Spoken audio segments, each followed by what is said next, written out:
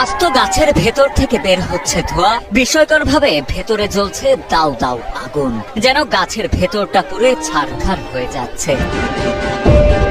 এ আগুন এমনই আগুন, খোদ ফায়ার সার্ভিসের কর্মীরাও এসে নেভাতে পারেননি তা।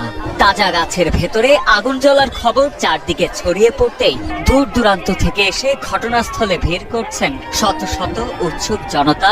এলাকায় সৃষ্টি হয়েছে ব্যাপক চাঞ্চল্যের। আগুনটা যে কিভাবে ধরে এটা তো আমরা বলতে পারতেছি না। এখন নিচে হয়তো বা অনেকে খড়গুড়া ফেলে, ওখানে আগুন দিছিল কিনা মনে করতেছে অলৌকিক একটা ঘটনা বা একটা দাবানল সৃষ্টি হয়েছে এখানে, যত সম্ভব বোঝা যায়। এই ভিতর থেকে প্রতিটা ডাল থেকে যেভাবে আগুন বেড়া দিচ্ছে, তাতে গাছের মানে বয়স অনুপাতে বলা লাগে প্রায় 50 বছর বয়স হয়েছে গাছে। আমি সকালে এসে যখন দেখলাম এই অবস্থা, আমি নিজেও ভিডিও করে নিলাম। নিয়ে অনেকে আবার বলতেছে যে আসলে এগুলো মানুষের লাগানো আগুন, কারণ এই গাছটা অনেক পুরাতন, তো অনেক পুরাতন গাছের দেখা যায় যে বাইরে গাছপালা অনেক, কিন্তু ভেতরের অংশটা অনেকটা শুকিয়ে গেছে। শুকিয়ে যাওয়ার কারণে আগুনটা হয়তো বিভিন্ন কাণ্ড দিয়ে বের হচ্ছে। 1 জুলাই শতবর্ষী করাই গাছ থেকে আগুন বেরোনোর এই ঘটনাটি ঘটে কুড়িগ্রাম চিলমারী উপজেলার রমনা রেল স্টেশন চত্বরে। স্থানীয়রা জানান, সকালে বিশাল গাছটি থেকে ধোঁয়া বের হতে দেখেন অনেকে। কাছে গিয়ে দেখেন মাটি থেকে প্রায় 10-12 ফুট উপরে শতবর্ষী ওই গাছের বিভিন্ন ডালের ভেতর থেকে দাউ দাউ করে জ্বলছে আগুন।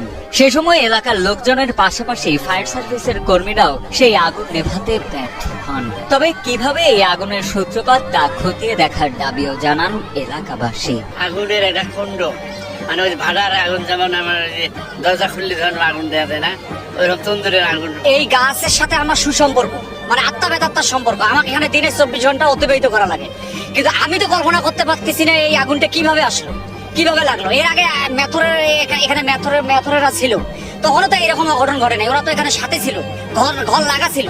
কিন্তু এই স্টেশন সম্বন্ধে তো আমার যেহেতু রিজেক্ট, আমি কর্ম করি খাই এখানে, কিন্তু আমিও ভাবতে পারতেছি না আল্লাহর একটা লীলা খেলা, কিভাবে যে আগুনটা আসলে এটা তদন্ত করা দরকার, কিভাবে আগুনটা লাগলো। কারণ এইভাবে যদি আরেক গাছে ফিরে আগুন লাগে, আরেক গাছে আগুন লাগে, এইভাবে আপনারা আছেন, আপনাদের কাছে আমাদের রিকোয়েস্ট, আপনারা সুষ্ঠু তদন্ত করেন কিভাবে আগুনটা লাগলো, এটার আমরা একটা তদন্ত চাই।